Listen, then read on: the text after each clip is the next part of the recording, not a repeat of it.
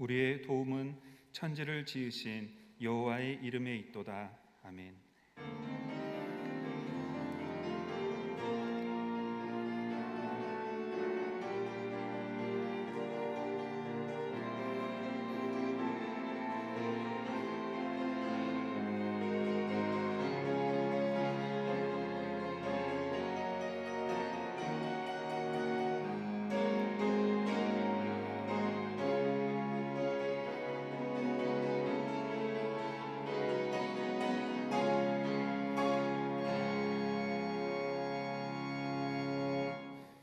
우리의 도움이 되시는 하나님, 부활절 넷째 주일을 맞아 하나님께 영광 돌리게 하시니 감사합니다. 마음과 정성을 다해 예배하는 우리에게 한량없는 축복을 부어주시고 송암의 온 교우가 영과 진리로 예배하도록 도와주시옵소서. 예수님의 이름으로 기원합니다. 아멘.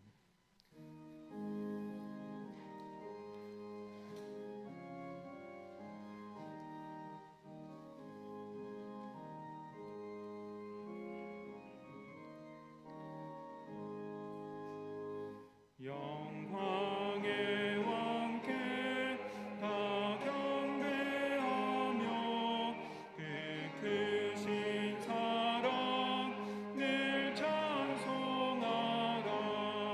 예부터 영원히 참방패시니 그 영광의 주를 다 찬송하라. 영과 은혜 다 찬송하라. 그 옷은 햇빛 그 집은 궁창 큰 노래 소리로 주노하시고 폭풍의 날개로 달려가신다. 아름답고 놀라운 일이 가득한 이 땅 다 주의 조화.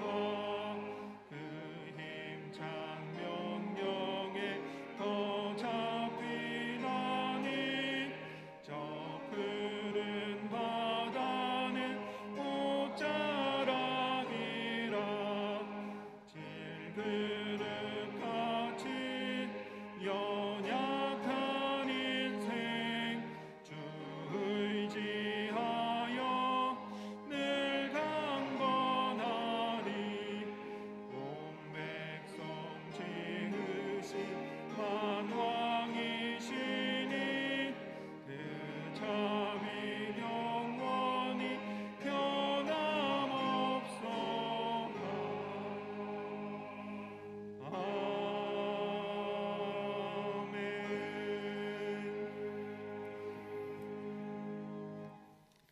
다 같이 우리의 신앙을 사도신경으로 고백하겠습니다. 전능하사 천지를 만드신 하나님 아버지를 내가 믿사오며 그 외아들 우리 주 예수 그리스도를 믿사오니 이는 성령으로 잉태하사 동정녀 마리아에게서 나시고 본디오 빌라도에게 고난을 받으사 십자가에 못 박혀 죽으시고 장사한 지 사흘 만에 죽은 자 가운데서 다시 살아나시며 하늘에 오르사 전능하신 하나님 우편에 앉아 계시다가 저리로서 산 자와 죽은 자를 심판하러 오시리라. 성령을 믿사오며 거룩한 공예와 성도가 서로 교통하는 것과 죄를 사하여 주시는 것과 몸이 다시 사는 것과 영원히 사는 것을 믿사옵나이다. 아멘. 지혜를 얻은 자와 명철을 얻은 자는 복이 있나니 이는 지혜를 얻는 것이 은을 얻는 것보다 낫고 그 이익이 정금보다 나음이니라. 지혜는 진주보다 귀하니 내가 사모하는 모든 것으로도 이에 비교할 수 없도다. 그의 오른손에는 장수가 있고 그의 왼손에는 부귀가 있나니 그 길은 즐거운 길이요 그의 지름길은 다 평강이니라. 지혜는 그 얻는 자에게 생명나무라. 지혜를 가진 자는 복되도다. 여호와께서는 지혜로 땅에 터를 놓으셨으며 명철로 하늘을 견고히 세우셨고 그의 지식으로 깊은 바다를 갈라지게 하셨으며 공중에서 이슬이 내리게 하셨느니라. 내 아들아, 완전한 지혜와 근신을 지키고 이것들이 내 눈앞에서 떠나지 말게 하라. 대저 여호와는 네가 의지할 이시니라. 네 발을 지켜 걸리지 않게 하시리라. 아멘. 이제 우리의 주인 되신 하나님께 우리의 죄를 다 같이 고백합시다. 부활 소망으로 우리와 함께 하시는 하나님, 온 만물을 우리에게 허락하시고 흡사 죽어 있는 것처럼 보이는 것들마저도 푸르른 생명력으로 살아나게 하시니 감사합니다. 이 시간 일상의 아주 작고 사소한 것들이 주께서 허락하신 우리의 삶의 기쁨과 은혜였음을 고백하며 오늘도 예배 자리에 나와 찬양과 경배를 드립니다. 하오나 주님, 우리들의 이기적인 욕망이 이러한 부활의 참된 의미를 망각한 채 오직 내가 주인 되어 살아가도록 만들었습니다. 저희는 주님께서 하신 것처럼 사랑과 섬김의 자리에 서지도 못하고 이웃의 아픔과 고통마저도 외면하였나이다.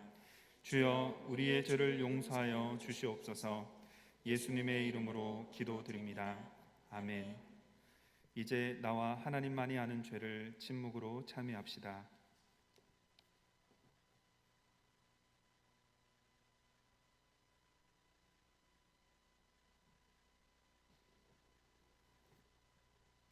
여기 참으로 기쁜 소식이 있습니다. 우리가 죄인이 되었을 때 주님께서 우리를 위해 죽으심으로 우리를 향한 주님의 사랑을 확증하셨습니다. 십자가에 달리심으로 그리스도가 되신 예수님의 이름으로 우리가 용서받았음을 확신하십시오. 주님의 사랑에 감사와 찬양을 드립니다. 아멘.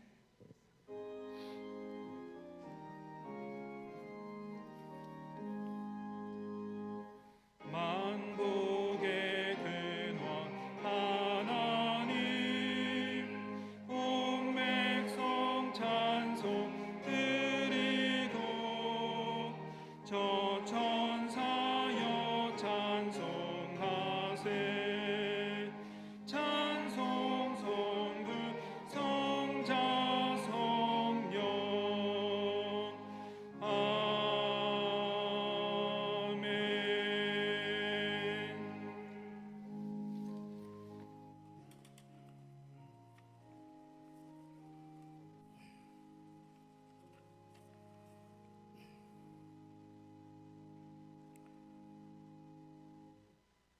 주님, 부활절 넷째 주일 예배로 인도하심에 감사드립니다. 주께로 돌아가자란 주제로 2021년을 시작한 지 벌써 4월, 3분의 1이라는 시간이 흘렀습니다. 예레미야 예가서의 기자는 먼저 여호와께서 우리를 주께로 돌이켜달라고 호소합니다. 저희 송암 공동체 역시 같은 심정이라 받아들입니다. 주님, 우리 송암 공동체 모두를 주께로 돌이켜 주께로 나아가게 하옵소서. 그리하시면 우리가 주께로 돌아가 우리의 날들을 새롭게 할 수 있겠습니다. 주님, 코로나는 이제 우리의 일상 속에 함께하고 있는 상황입니다. 우리의 잘못으로 인해 발생된 이 현실을 인정하고 받아들여 회복할 수 있도록 우리 모두에게 주님의 은혜를 베풀어 주옵소서. 교회의 여러 프로그램들이 온라인, 오프라인으로 병행되어 진행 중에 있습니다. 새벽 기도회는 욥의 삶과 고난 가운데 하나님의 깊은 사랑과 깨달음의 차원을 경험할 수 있도록 안내되고 있습니다. 수요 성서 연구는 말씀터 다지기라는 주제의 방향으로 29번째를 이어가며 소예언서를 다루고 있습니다. CBS 영혼의 양식은 짧지만 깊은 주제와 내용으로 각자의 영혼에 영적 울림을 주고 있습니다. 또한 금요 성령 집회와 주일 예배는 일주일의 삶을 온전히 주께 예배로 헌신하며 한 주를 보내도록 이끌고 있습니다. 열왕기하를 읽으며 전교인 성경 통독이 진행되고 있고 매일 아침 말씀 묵상과 필요에 의한 영적 독서를 통해 주께서 주시는 말씀과 은혜를 깊이 묵상하고 깨닫고 있습니다. 주님, 이 모든 저희 송암공동체 움직임이 성도님 각자에게 주께로 돌아가려는 간절함으로 이어져 주께서 허락하시는 자유함을 만끽하며 살게 하옵소서. 미얀마의 민주화를 위해 기도하며 동참하는 청년들과 성도들의 기도를 들어주시고 말씀을 가까이하며 새롭게 성장하고 있는 교회 학교의 어린 생명들에게도 주님의 따뜻한 손길을 내밀어 주시기를 기도합니다. 환우들을 위해 기도합니다. 일반 병동으로 이동하신 이순미 집사님, 얼굴 시술을 여러 차례 진행 중인 박찬우 어린이, 그리고 원선아 사모님을 비롯한 환우분들의 건강 회복을 위해 기도드립니다. 주께서 치유해 주시고 속히 회복되어 주님께 감사하게 인도하옵소서. 금일 진행될 재직회와 당회위에도 하나님의 지혜가 구체적으로 하나하나 실현되도록 우리 모두에게 지혜를 주시사 주께서 교회의 주인 되어 이끌어 주시기를 소망합니다. 기쁨과 감사로 드리는 시온성가대의 찬양을 받아주시고 참 보물찾기란 주제로 선포되는 담임 목사님의 말씀이 듣는 이에게 귀한 깨달음의 지혜로 전달될 수 있기를 소망합니다. 늘 저희와 함께 하시며 빛과 소금의 역할을 할 수 있도록 이끄시는 예수님의 이름으로 간절히 기도드립니다. 아멘.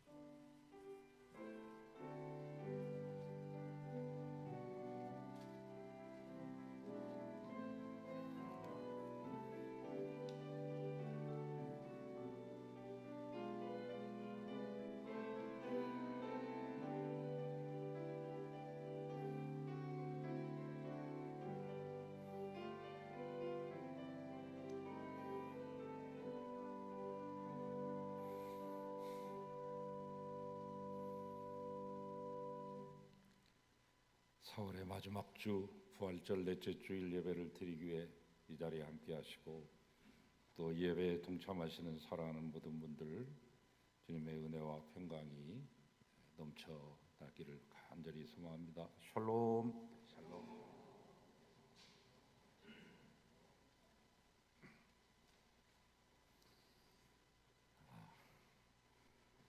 코로나 바이러스가 진정되지 않는 가운데 여러분 위생과 방역에 많이 힘쓰시기 바라고, 백신이 다 모든 걸 해결해 주는 것도 아니고 우리 모두가 당분간은 마스크 착용하고 열심히 수칙을 잘 지키며 나가는 길이 종식시킬 수 있는 가장 빠른 길인 것 같습니다. 여러분 이번 한 주간도 주 안에서 건강하시기 바랍니다. 다음 주는 교회 교육주일, 어린이 청소년 주일 예배로 드리겠습니다. 전교인 성경 통독 이번 주 역대상을 만나보시고 13장까지 읽으시기를 바랍니다. 우리 청년들이 벌이고 있는 미얀마의 민주화 자유를 위해서 기부활동에 참여해 주시고 또 동참해 주신 여러분께 감사를 드립니다. 지난주에도 헌금도 하시고 그랬는데 5월 18일까지 잘 모아서 미얀마로 보낼 수 있도록 그렇게 하겠습니다. 사랑의 식사를 후원해 주시기를 당부 말씀드립니다. 어버이 주를 맞이해서 71세 이상 어르신들에게 효도 선물이 가정으로 배송될 예정입니다. 잘 받으시고 저희들의 존경의 마음도 받으시기를 바랍니다. 코로나 때문에 직접 꽃 따라 드리는 것도 어렵고 해년마다 하던 관광, 효도 관광도 쉽지 않은 상황입니다. 아무튼 교회에서 정성껏 선물을 선별해서 여러분에게 드리니까 받으시기를 바랍니다. 예배 후에 재직회 상임위원회 모입니다. 정기당의 재직회 및 상임위원회 끝나고 바로 모이시겠습니다. 이번 주 토요일 월삭 새벽 기도에 교회 나오셔서 5월의 첫날을 하나님께 드리실 수 있기 바랍니다. 이순미 집사님은 중환자실에 일주일 이상 계시다가 집중 치료실로 오셨는데 상태가 좋지 못하셔서 매일 투석을 3번씩 하시다가 일주일에 3번 하는 걸로 바꾸니까 턱없이 좀 부족하셨던지 다시 좀 부기가 있어서 중환자실로 올라가셔서 하루에 3번씩 투석하고 계십니다. 기도해 주시기를 부탁을 드립니다. 우리 박찬우 어린이 얼굴 수술을 위해서도 여러분 많이 기도해 주시죠. 계속 기도를 부탁을 드립니다. 원자나 사모님 비롯한 모든 환우들 기도해 주시기 바랍니다. 좋은 소식입니다. 우리 이종구 권사님 그동안 고등학교 때부터 시를 쭉 써오셔서 그 재능을 인정받으시고 문단에 등단도 하셔서 문학 집이랄지 이런 곳에 이제 하셔서 한 편이나 두세 편씩 이렇게 간헐적으로 발표가 되던 것을 이번에 총체적으로 모아서 고2 때부터 지금까지 써오신 60년 동안 쓰신 작품을 이제 시로 엮었습니다. 특별히 올해가 77세이시기 때문에 77편의 시를 엮어서 1963년부터 지금까지 매 해마다 쓰셨던 것을 작품을 엮으셨습니다. 시집을 내셨는데 아름다운 것이 어찌 꽃들뿐이냐라고 하는 이 제목을 가지고 출간되었습니다. 이 기쁨을 여러분과 나누기 위해서 오늘 오신 모든 분들께 돌아가실 때 한 권씩 드리려고 합니다. 우리 권사님 축하해 주시기 바랍니다. 권사님을 위해서 우리 박수 한번 하겠습니다. 축하드립니다. 애쓰셨습니다. 제가 간간히 권사님 작품을 읽어보고 많이 놀랐는데 어떻게 고등학생이 이런 시를 썼을까 하고 깜짝 놀랐습니다. 천재적인 그런 그 시인의 기질이 있으시는데 이번에 여러분이 갖고 가셔서 날마다 한 편씩 읽어보시고 다음번에는 기도시나 또는 간증시 같은 것을 또 쓰시고 싶다고 하니까 더 좋은 신앙에 유익이 되는 작품이 나올 수 있도록 여러분 격려해 주시고 축하해 주시고 기도해 주시기 바랍니다. 내일과 모레 서울 북로의 제120회 정기노회로 모이겠습니다. 내일은 각 부서별로 모이게 되고요. 모레는 이제 본회의가 오후 1시 반부터 6시까지 한신대학교 신대원 채플실에서 모이게 됩니다. 우리 목사님 3분, 저까지 3분, 장로님 3분, 6분이 이제 총대로 다녀오겠습니다. 잘 마칠 수 있도록 기도 부탁드리겠습니다. 이상입니다.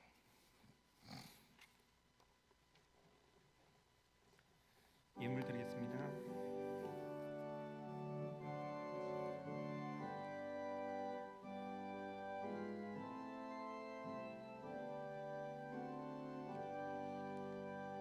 나의 보화 드리니 주여 받아주셔서 하늘나라 위하여 주 뜻대로 쓰소서.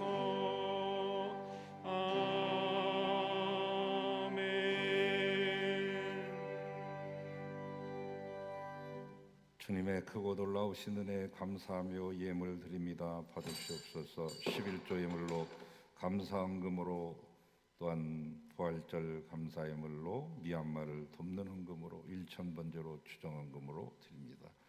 또한 특별한 목적을 담아 선교헌금으로 사랑의 식사로 장학헌금으로 건축기금으로 부모님을 추도하며 또한 강단의 꽃꽂이로 드립니다. 하나님께서 받으시고 귀하고 아름답게 사용하시며 크신 영광을 누리시고 주의 뜻 이루시고 주의 나라 세우소서.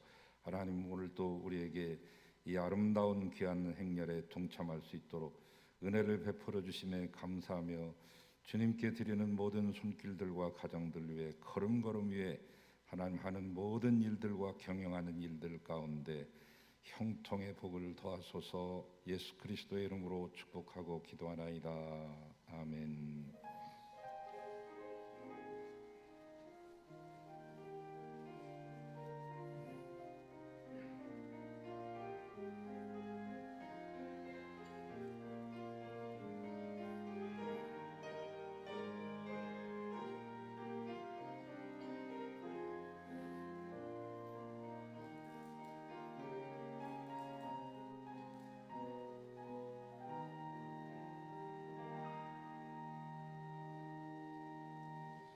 이제 하나님의 말씀을 받겠습니다. 오늘 우리에게 주시는 하나님의 말씀은 마태복음 13장 44절 말씀입니다. 천국은 마치 밭에 감추인 보화와 같으니 사람이 이를 발견한 후 숨겨두고 기뻐하며 돌아가서 자기의 소유를 다 팔아 그 밭을 사느니라. 아멘. 주님의 말씀입니다. 주님께 영광 돌립니다.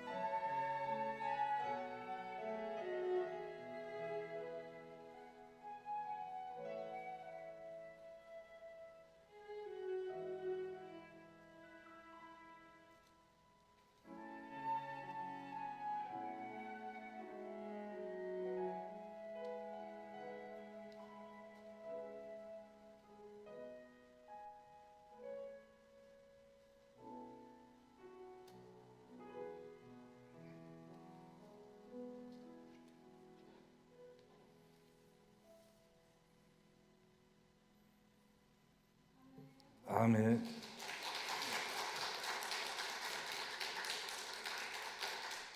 할렐루야. 하나님 귀하고 아름다운 선율에 맞춰 삼중주로 연주에 올린 우리 시온 성가대 모두 사랑해 주시고 은혜 주시며 하나님 언제나 우리를 지켜주셨지만 앞으로도 이들과 우리들을 지키시옵소서.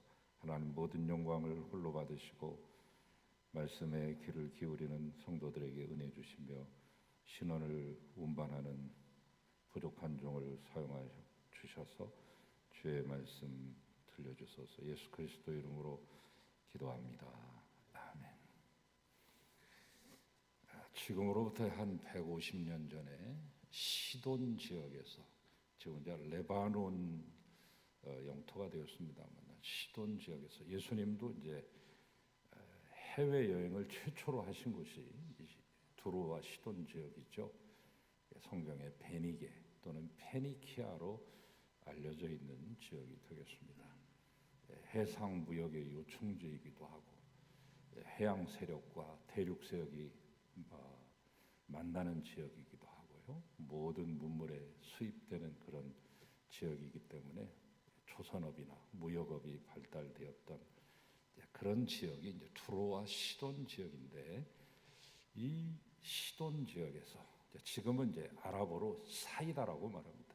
시돈이라는 말은 사라지고 성경에서만 우리가 시돈이라고 할 뿐이고 아랍 지역의 아랍이잖아요.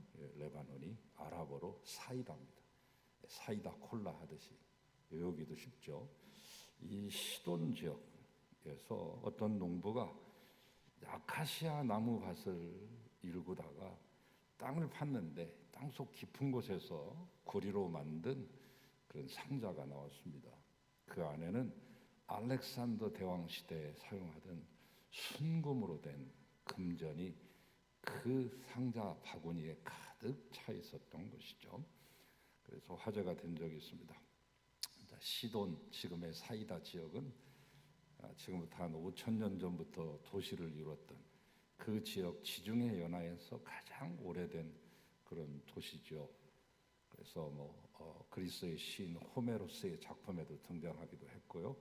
아시리아 바벨론 또는 알렉산더 대왕 또는 시리아의 셀루쿠스 왕족 그리고 이집트의 프톨레미 왕족에서부터 쭉 통치해왔던 그런 지역입니다. 그래서 십자군 전쟁 때 거기가 완전히 거의 요새였죠. 십자군들의.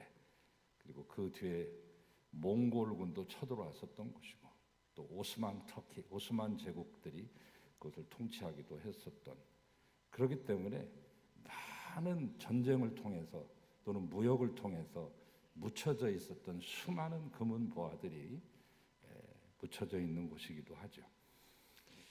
요즘도 가끔 그와 비슷한 일이 일어나서 횡재하는 분들이 있습니다. 앞마당이나 뒷마당을 팠는데 금은 보화가 나왔다느니 이런 분들도 있죠. 옛날에 중동 지방에 살던 분들은 오늘날과 같이 과학 문명이 발달한 것이 아니고 또 은행이랄지 비밀 계좌 스위스 은행에 개설할 수 있는 것도 아니기 때문에 보화를 가지고 있는 사람들이 가장 안전하게 보관할 수 있는 방법이 이 항아리에다가 금은 보화 집어넣고 자기만이 아닌 깊숙한 땅 속에다가 파묻는 것이었죠. 지금 여기 이북에서 내려오신 분도 계시지만은 통일만 되면 이북에 살던 옛집에 돌아가서 옛날 알던 분들은 다 돌아가셨으니까 그 급히 나오느라고 그 부엌에다가 파가지고 거기다가 상자에다가 돈이나 금부치 같은 거 거기다 파묻어 놓고 오신 분들이 적지 않습니다. 그래서 통일만 되면 가서 그 집을 가가지고 꼭 다시 캐내오리라 이렇게 작심하신 분들도 계시는데 안타깝게도 그분들이 연세가 많이 드셔서 이제 한 번씩 두 번씩 우리 곁을 떠나는 실정이죠. 팔레스타인뿐만 아니라 우리나라도 한국 전쟁을 통해서 그런 예들이 있었습니다. 사람의 장래라고 하는 것이 예측 불가능하기 때문에 보화를 땅속에 깊이 묻어둔 사람이 전쟁이 일어나서 죽었다거나 불의의 사고로 죽으면 그 감춰졌던 보화도 오랜 세월을 지나는 동안 잊혀지고 그대로 묻혀 있다가 어떤 한 운 좋은 농부가 밭을 갈 때 발견되는 일이 왕왕 있었습니다. 이게 팔레스타인에서 비교적 흔했던 일이고 예수님 당시에 말씀하고 있었던 그 당시에도 이게 비유에 등장하지만 실제 사건이기도 했습니다. 유독 외란과 내란이 많았던 지정학적인 위치에 놓여 있었던 저 해양 세력이 또는 북쪽에서 아래로 남쪽에서 저 북으로 쳐 올라갈 때 그 사이에 고래 싸움에 새우등 터진다고 마치 우리나라 약 한 3, 4천 년 역사를 통틀어서 한 1,000번 가까이 외침이 있었죠. 예, 기록된 것만 그러니까 한 4년당 한 번씩 전쟁이 있었던 꼴인데 반도라고 하는 지정학적인 위치에 있었던 우리가 그 전쟁을 감수해야 됐던 것처럼 예수님이 살고 계셨던 그 팔레스타인 땅도 바로 그러한 지정학적인 이유 때문에 수많은 전쟁을 치러야 됐고 외란과 내란을 겪어야 했습니다. 바로 그런 이유 때문에 땅속에 깊이 파묻혀진 보물들이 지금도 있습니다. 그래서 그 보물만을 찾는 것을 생업으로 주업으로 삼는 분들이 팔레스타인 땅에 아직도 있습니다. 자, 그런 전예를 가지면서 오늘 이 말씀을 읽으시면 훨씬 더 여러분 잘 아실 수 있겠습니다. 자, 마태복음 13장 1절에서 52절은 모두가 천국에 관한 비유의 말씀입니다. 예수님의 제7대 천국 비유가 되겠습니다. 그 가운데서 우리는 이미 4대 비유를 다 만나봤죠. 4개 밭에 심겨진 씨앗, 가라지 씨앗과 알곡 씨앗, 그리고 겨자씨 씨앗, 그리고 지난주에 말씀드린 누룩의 비유를 통해서 오늘은 그 5번째, 천국은 마치 밭에 감추인 보화와 같다. 사람의 일을 발견한 후 따로 숨겨두고 기뻐하며 돌아가서 자기의 온 소유를 다 팔아 그 밭을 샀느니라. 이 비유 속에 등장하는 보화는 그리스도 자신이요, 그리스도가 통치하고 계시는 천국을 일컫는 것입니다. 그것의 가치가 절대적인 것이어서 다른 모든 것들을 상대화시킨다는 그런 뜻이 되겠습니다. 최고의 가치, 그 가치를 매길 수 없는 것을 말합니다. 그래서 영어의 표현에 보면 최고의 가치, 값을 매길 수 없는 가치, 부르는 게 값인 가치, 그것을 말할 때 priceless라고 하는 단어를 쓰죠. priceless, 문자적으로 그대로 해석하게 되면은 값이 없다, 그런 뜻입니다. 부르는 게 값이다는 것입니다. 여러분, 요새 이제 이건희 컬렉션이 주목받고 있죠. 1982년 호암미술관이 개관됐을 때 이건희 씨의 아버지였던 이병철 회장이 그 미술관을 개관하면서 내놓으라고 하는 작품들을 다 전시하면서 공공연히 공언했던 말이 있습니다. 지금부터 40년 전인데요. 그때 이 모든 것은 저의 재산이 아니라 전 국민의 공유물로 저는 생각합니다 라고 하는 그 말씀을 하셨던 기억이 나는데, 그 아들이 거기서다가 더 많은 것들을 붙여가지고 한 4조 원 정도의 컬렉션, 12,000점의 그림과 그리고 도자기 같은 거, 국보급이죠. 전 세계가 깜짝 놀랄 만한, 우리나라 것만 있는 게 아니죠. 피카소 것도 있고 모네 작품 수련도 있고 어마어마한 작품을 가지고 있는데 그 중에 일부 한 1,500점 내지 2,000점 정도를 국립현대미술관과 국립중앙박물관에 기증할 의사가 있다, 논의 중이다, 이렇게 말하고 있습니다. 그게 한 1조 2천억 원 정도 되는데 그 가운데서 조금 내겠다, 그런 말이죠. 내야 내는 것입니다만 여러분 많이 놀라시죠? 그림값이 그렇게 비싼가? 비쌉니다. 2007년도 내놨던 박수근 화백의 팔레트라고 하는 그림은 당대 최고의 경매가 45억 2천만 원이었습니다. 2021년 현대 우리나라 사람 가운데 제일 비싼 그림은 김환기 화백의 우주라고 하는 작품입니다. 점을 찍어가지고 우주를 묘사했는데요. 상당히 비쌉니다. 한 150억 정도 됩니다. 그러나 그보다 훨씬 더 비싼 작품도 있습니다. 레오나르도 다빈치가 그린 살바토르 문디. 문디라고 하는 것은 세상에, 살바토르는 구세주, 온 세상의 구세주이신 예수 그리스도, 블루 칼라, 청색 칼라를 사용해 가지고 예수 그리스도를 그린 예수 그리스도의 초상화인데 지금 사우디 왕세자가 가지고 있죠. 그 그림의 가격은 5천억입니다. 12,000점을 다 합쳐야 1조 원이 겨우 될까 말까 한 이건희 컬렉션과는 비교가 안 되는 프라이슬리스, 값을 매길 수가 없는, 부르는 게 값인 것이 지금 살바토르 문디, 레오나르도 다빈치의 작품인데, 여러분, 천국의 가치가 바로 그런 것입니다. 프라이슬리스, 가격이 없다는 거죠. 값을 매길 수 없는 것이 참 보아입니다. 그러나 여러분, 살바토르 문디는 5천억, 내년 되면 6,500억 정도 올라가겠지만 그것은 값이 매겨져 있잖아요. 그러니까 참 보아 천국은 값으로 환산할 수 없는, 값을 매길 수 없는 참 보아인 것입니다. 우리는 성경을 통해 이 천국이 얼마나 좋은 것인 줄 알면서도 가끔 이 세상에 있는 물질이나 명예 때문에 하나님의 뜻을 망각할 때가 한두 번이 아닙니다. 예수님께서는 이 하나님의 뜻을 비유적으로 설명하신 경우들이 참 많으신데요, 오늘 본문에도 이 5번째 비유로서 천국을 마치 밭에 감추인 보화에 비유하고 계시네요. 천국은 밭에 감추인 보화를 발견한 사람이 자기 전 재산을 팔아서라도 차지해야만 하는 매우 가장 소중한 곳이다. 성경이 가르치는 천국은 크게 2개로 나뉘는데, 그 하나는 장차 이 세상이 마지막 날에 나타날 완전하고 실제적인 미래적인 천국이 있고, 대개의 크리스찬들은 천국을 이 정도로 이해하죠. 여기에 앉아 계신 상당수 분들도 천국 하면 그것을 떠올리실 겁니다. 그러나 또 하나의 천국이 있습니다. 그것은 예수 그리스도께서 인간의 육신을 입으시고 이 세상에 오심으로 시작된, 예수님의 사역부터 시작된 현세적인 천국. 이미 천국은 2000년 전부터 예수님이 귀신을 쫓아낼 때부터 시작된 그 천국.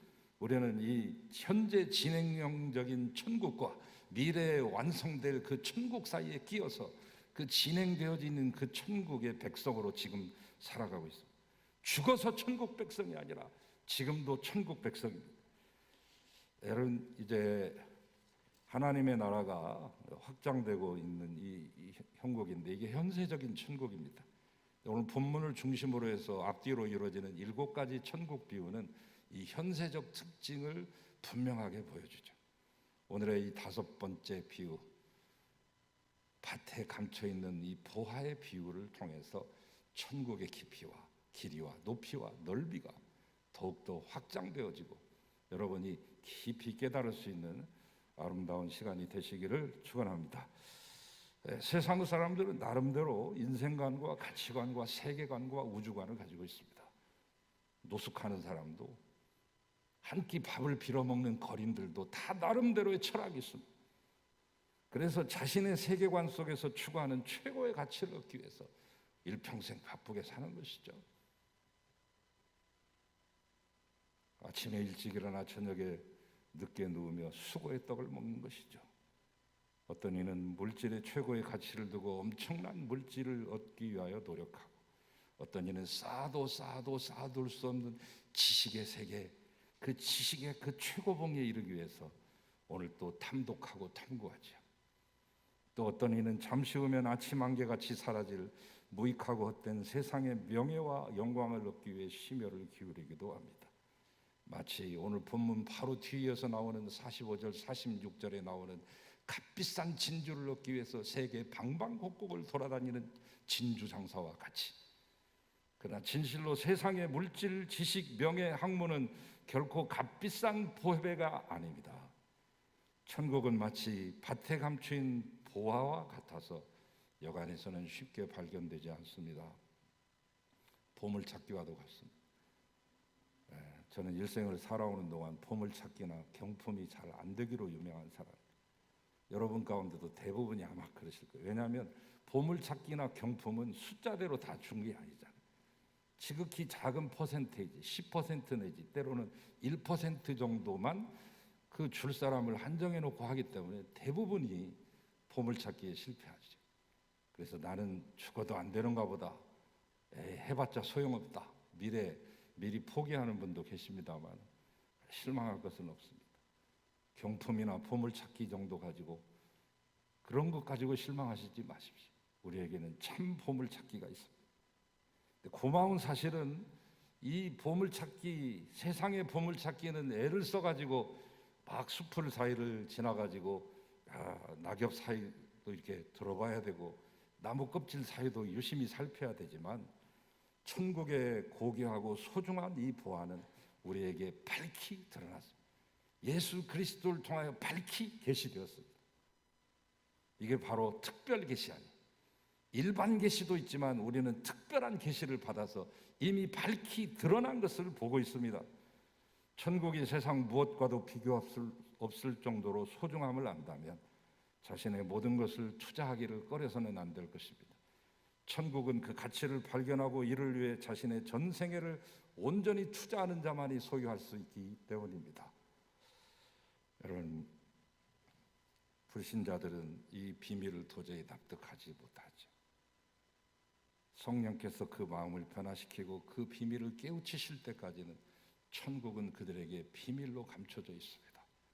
그러나 우리에게는 이것이 드러나 있습니다. 드러나 있는 이것마저 취하지 못한다면 이처럼 억울한 일이 어디 있겠습니까? 우리는 이 감춰져 있었던 보화인 예수 그리스도를 발견하고 천국을 소유하는 여러분 되시기를 축원합니다. 또한 그 비밀을 아직 미처 알지 못하는 이들에게 나아가 증언하시고 알려주시고 선포하시기 바랍니다. 근데 이 천국을 발견하는 자에게는 기쁨이 있습니다. 수백 년 동안 땅속에 파묻혀 있던 보화를 어떤 사람이 그냥 쟁기질하다가 쨍그랑하는 소리에 가 보니까 항아리는 깨졌는데 그 안에 금전이 가득하다면, 자기만 알고 있는 이 보화를 조용히 묻어놓고 집에 돌아와서 부인과 함께 상의하면서, 여러분, 여보, 오늘 당장이라도 우리 집을 팔아야 되겠어. 아니 무슨 소리예요? 당신이 시집 올 때 갖고 왔던 그 금가락지 있지, 내가 폐물로 줬던 거 있지, 그거 다 팝시다. 아니 무슨 소리예요? 아이 참말 말고 그럴 일이 있어. 여러분 상상해 보세요. 얼마나 좋겠어요. 감춰진 보화를 발견한 농부와 같이 우리는 예수 그리스도를 영접한 다음에 세상에서 얻지 못하는 기쁨을 가지며 살아야 됩니다. 이거 못 가지면 안 됩니다. 다 있는데 기쁨이 없으면 모두 잃은 것입니다. 기독교는 기쁨의 종교입니다. 사람들에게 꿈과 소망을 주는 참된 종교입니다. 참 보화 되신 예수 그리스도를 보신 성도들은 세상이 아무리 어지럽고 불안해도 항상 기뻐하며 세상을 밝게 볼 수 있어야 됩니다. 왜? 길이요 진리요 생명이신 예수 그리스도의 큰 가치를 발견한 사람들이기 때문에. 여러분, 우리가 처음 예수님 주님으로 맞아들이고 나서 얼마나 기뻤고 얼마나 열심을 다했습니까? 하나님은 여러분이 진리 안에서 지금도 그 기쁨을 마음껏 누리기를 원하십니다. 구원의 기쁨이 있다는 것은 현실에서 아무런 문제가 없다는 것이 아니라 지금 우리 앞에 놓여진 문제가 어떤 것이든 상관없이 주님이 함께 하시는 동행의 삶을 경험하는 기쁨이 충만하다는 것이죠. 무신론 철학자 또는 사신 철학자, 신은 죽었다, 우리가 신을 죽였다라고 하는 글을 쓰기도 했던 프리드리히 니체는 놀랍게도 이 기독교 배경, 독실한 기독교 배경에서 탄생한 사람입니다. 아버지가 목사 아니에요. 어머니도 목사의 딸 아니에요. 목사인 아버지와 목사의 딸인 어머니 사이에서 나온 이 니체는 얼마나 교육을 혹독하게 엄격하게 받았겠습니까? 기독교 교육을. 그 가운데서도 참다가 참지 못하는 것 하나를 발견하고 그는 튕겨져 나갑니다. 그가 쓴 글 가운데 이런 말이 있습니다. 내가 예수를 믿을 필요성을 느끼지 않는 이유는 그들의 생활 속에서 기쁨을 찾아내지 못했기 때문이다.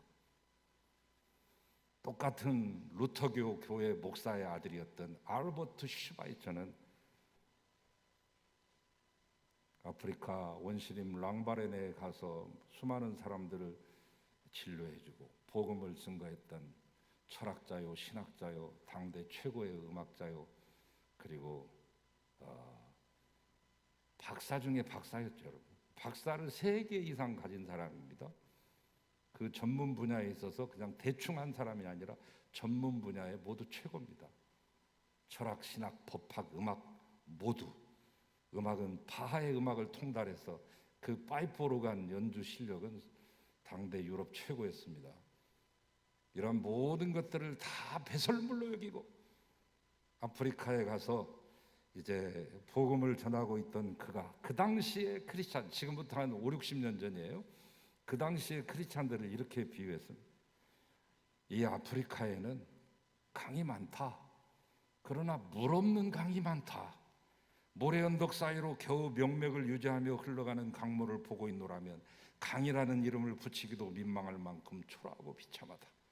오늘날 크리스찬도 물 없는 강처럼 억지로 흘러가는 신앙생활, 메마른 정신, 형식과 전통만 겨우 유지하는 교회를 많이 본다. 여러분, 성도들이 그리스도가 부활하는 사실을 망각하고 있으면 기쁨은 사라지고 세상의 손가락질을 받게 됩니다. 여러분, 이 시간에 인생의 참 진리와 생명 진리 되시는 예수 그리스도와 참 부활신 천국을 분명히 찾아내어 기쁨을 소유하시는 여러분 되시길 축원합니다. 로마서 14장 7절 말씀, 하나님의 나라의 한 일면을 보여주는 말이 있어요. 하나님의 나라는 먹고 마시는 것이 아니라 오직 그의 나라는 의와 평강과 희락이니라. 우리 마음에 천국이 임하면 샘솟는 기쁨이 솟아납니다.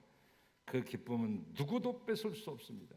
이것이 진짜 기쁨이요, 이것이 참 부활인 것입니다. 자, 이제 그 농부는 밭에 감추인 부활을 발견하고 얼른 흙으로 덮어놓고 기뻐하는 것으로 만족하지 않고 이 부활을 자기 것으로 얻기 위해 모든 소유를 판다고 했습니다. 여러분 아셔야 될 거, 그 당시 예수님 당시의 농부들은 다 소작농이에요. 분홍은 한두 명 있는 것이고 한 마을에 다 그 양반 그 땅에 소작 붙여 먹는 거예요. 싹군 목자라는 게 특별히 있는 게 아니라 다 싹군 목자예요. 들판에 양치던 목자들, 하늘의 별을 보고 막 음성을 들었던, 예수님을 경배했던 그 들판의 목자들도 다 싹군이에요. 어떻게 양 한 마리 두 마리 갖기도 어려운데 수백 마리 양을 자기가 가질 수 있겠어요? 오직 그 마을에 한두 명의 부자만이 그것을 가지고 있을 뿐 나머지 모든 사람들은, 마을 사람들은 다 싹군 목자입니다. 농부도 말이 농부지 소작 농부예요. 싹군 농부예요. 그렇기 때문에 이게 자기 게 아닌데 저기서 파가지고 가져가 버리면 걸려가지고 큰 경을 칠 일입니다. 법에 저촉되기 때문에 합법적으로 얻어야만 이것이 진짜 내 것이 되는 겁니다. 그래서 자기 집 재산 가산 다 팔아가지고 태물들 보물들 다 팔아가지고 그 밭을 삽니다. 마찬가지로 우리도 감춰진 보화와 같은 천국을 얻어내기 위해, 소유하기 위해 자신의 모든 소유를 사용하여 천국을 차지해야 됩니다. 이 일은 즐거운 일입니다. 왜냐하면 엄청난 보화를 얻기 위해 지극히 작은 재물을 희생하는 것이기 때문에. 얼마 전 한 얘기를 들었습니다. 복권도 여러 가지가 있는데 이게 즉석에서 긁는 복권 있잖아요. 5억 원짜리 동전으로 긁어가지고 대부분 다 꽝이겠지만, 그래서 한 사람이 큰 마음을 먹고 친구한테 급전을 땡겨가지고 150만 원 좀 빌려주라. 그래서 150만 원어치를 사가지고 계속 긁은 겁니다. 하루 종일 긁었겠죠. 마침내 거의 다 끝나갈 무렵에 5억짜리가 하나 나왔습니다. 그래서 그는 4억 9,850만 원을 획득하고 150만 원을 친구에게 갚았다는 얘기를 들었습니다만 얼마나 기뻤겠습니까? 소액을 투자하고 거액을 얻었으니까. 그러나 천국은 그것과는 비교할 수 없는 가치 아니겠습니까? 천국은 자신의 일평생 벌어들인 모든 소유를 다 투자하고라도 아깝지 않을 정도로 귀중하고 소중함을 교훈하는 것이 오늘의 말씀입니다. 사실 보물의 가치를 아는 자는 자신의 모든 것을 투자해서라도 그 보물을 가지려고 하잖아요. 하다못해 우표 수집을 할 때도 시리즈로 이것이 딱 아구가 맞지 않으면 그거 맞추기 위해서 얼마나 했습니까?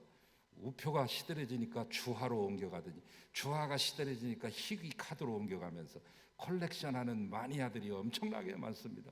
요즘 피규어 이 인형들이죠. 만화 영화에 등장하는 그 인형들 캐릭터들을 모으는 것도 대단한 열풍을 가지고 있고 그거 하나에 수백만 원, 수천만 원을 호가하는 것도 있습니다. 그 모든 것들 시리즈를 구비하기 위해서 마블 시리즈, DC 시리즈 이런 거 구비하기 위해서 미국까지 건너갑니다. 다음번에 나오겠지만 진주 하나 찾으려고 방방곡곡 다니는 진주 장사에서 나오겠지만 그래서 그거 겨우 하나 맞춰놓습니다. 1998년도 게 없으니까 97년도, 99년도는 있는데 98년도 거 하나 카드 만들려고 맞춰 놓으려고 러시아도 갑니다. 비행기 값이 더 많이 들잖아요. 그러나 그는 이것을 맞췄을 때의 기쁨이 러시아를 오가는 왕복 비행기 값 그 돈보다 훨씬 더 값어치 있다고 생각하기 때문에 투자하는 것이죠. 천국은 그것과 비교할 수 없는 것 아니겠습니까? 사도 바울은 이 천국의 영화로움이 세상의 그 무엇과도 비교 없을 정도로 소중하고 고귀한 것을 깨닫고 그의 모든 것을 버립니다. 그의 지식, 그는 당대 최고의 유다의 학파의 기둥이었던 힐렐 학파의 정신적 지주였던 가말리엘의 최고의 문화생 1등급 엘리트 문화생입니다. 여러분, 전도가 양양한 겁니다. 앞길이 확 열렸습니다. 그리고 그는 바리새인 중에 바리새인, 최고의 명예를 가진 사람입니다. 혈통으로 봐도 그는 유대인들이 그토록 자랑하던 가문, 사울 왕의 가문인 베냐민 지파 중에 한 사람이요, 히브리인 중에 히브리인인 것입니다. 지금 뭐 강남이 갑자기 뭐 몇 억이 올랐다거나 4억이 올랐다나 6억이 올랐다나 10억이 올랐다.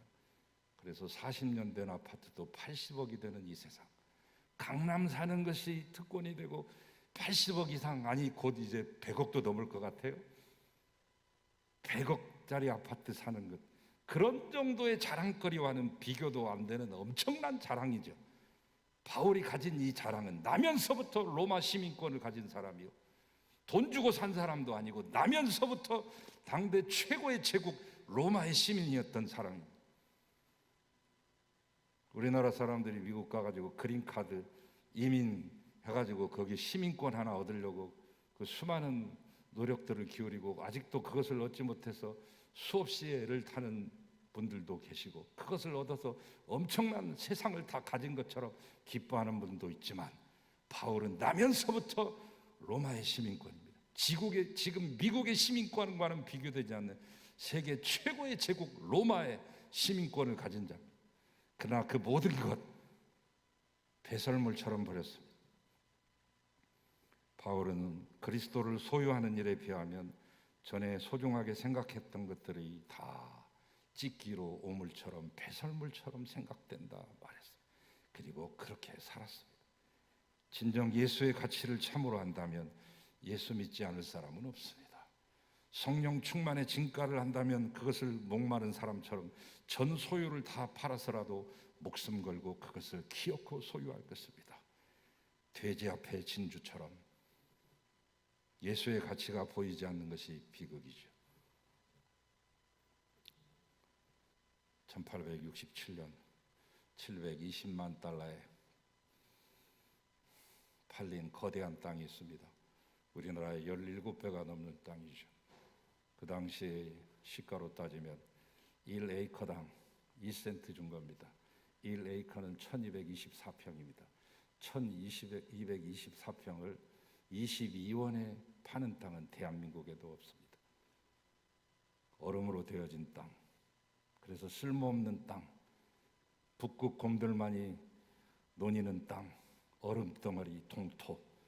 그래서 소련이 버리고자 했던 그 땅을 미국의 국무장관이 협상을 해서 산 거죠. 난리가 났습니다. 스노든이라는 사람인데 미국에서 그것도 비싸게 주고 샀다고 난리를 쳤습니다. 그 쓸모없는 땅을 왜 우리가 사냐.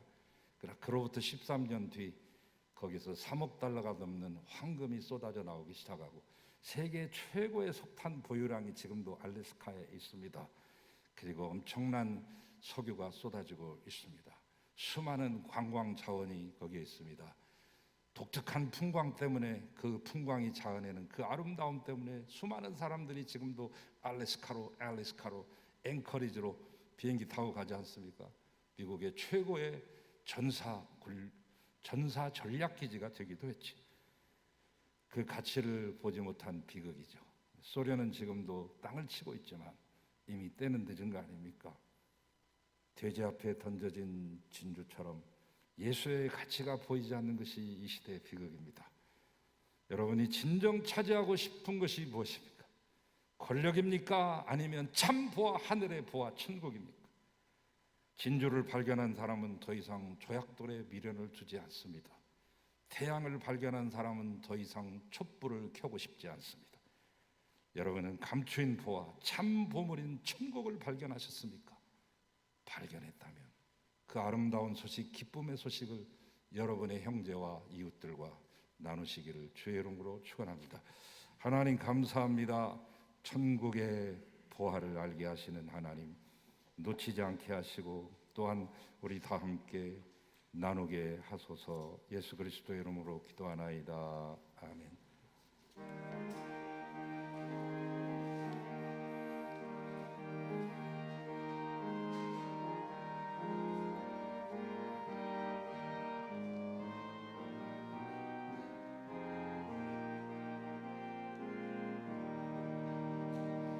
옳은 길 따르라 의의 길을 세계 만민이 담는 길 이 길 따라서 살기를 온 세계에 전하세 만 백성이 나갈 길 어둠 밤 지나고 동튼다 환한 빛 보아라 저비 주 예수의 나라 이 땅에 곧 오겠네 오겠네 주 예수 따르라 승리의 주 세계 만민이 나갈 길과 진리요 참 생명 내 창검을 부수고 다 따르러와 평화 어둠 밤 지나고 동튼다 환한 빛 보아라 저비 주 예수의 나라 이 땅에 곧 오겠네 오겠네 놀라운 이 소식 알리어라 세계 만민을 구하려 내 주 예수를 보내신 참 사랑의 하나님 만 백성이 따를 길 어둠 밤 지나고 동튼다 환한 빛 보아라 저비 주 예수의 나라 이 땅에 곧 오겠네 오겠네 고난 길 헤치고 찾아온 길 많은 백성을 구한 길 모두 나와서 믿으면 온 세상이 마치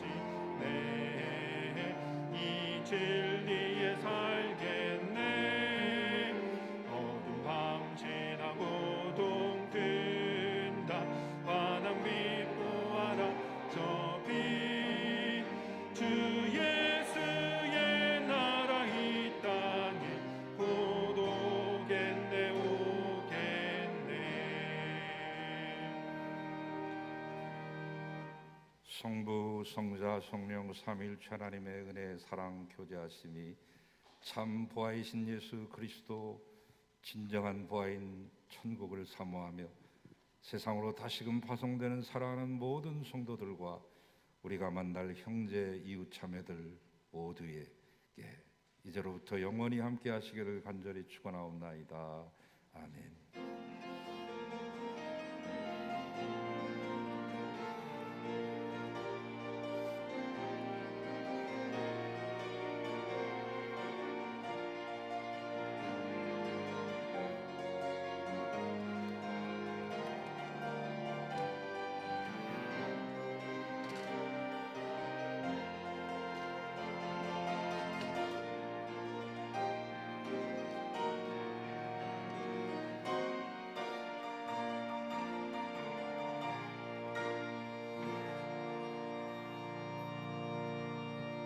재직들은 재직회 및 상임위원을 위해서 남으시고 미리 댁에서 예배드리시는 분들은 미리 여러분에게 보내주신 줌 주소